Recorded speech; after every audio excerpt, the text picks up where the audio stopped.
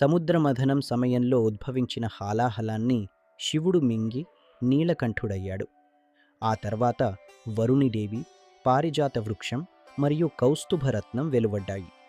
తర్వాత కపిల ఆవు, ఉచ్చైశ్రవం అనే గుర్రం, ఐరావతం అనే ఏనుగు ఉద్భవించాయి.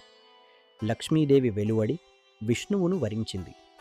చివరగా ధన్వంతరి అమృత కలశంతో వచ్చాడు. రాక్షసుల నుండి అమృతాన్ని కాపాడటానికి విష్ణువు మోహిని రూపం ధరించి దేవతలకు అమృతాన్ని పంచాడు. కానీ రాహువు అనే రాక్షసుడు దొంగచాటుగా అమృతాన్ని తాగాడు. సూర్యచంద్రులు ఇది గమనించి చెప్పగా విష్ణువు రాహువు తలను ఖండించాడు. అమృతం తాగడం వల్ల రాహువు అమరుడయ్యాడు. అందుకే అతను ఇప్పటికీ సూర్యచంద్రులను మింగడానికి ప్రయత్నిస్తాడు. దీనినే మనం గ్రహణం అంటాము. చివరకు అమృత బలంతో దేవతలు రాక్షసులపై విజయం సాధించి స్వర్గాన్ని తిరిగి పొందారు. ఇది సముద్రమథనం యొక్క గొప్ప గాథ.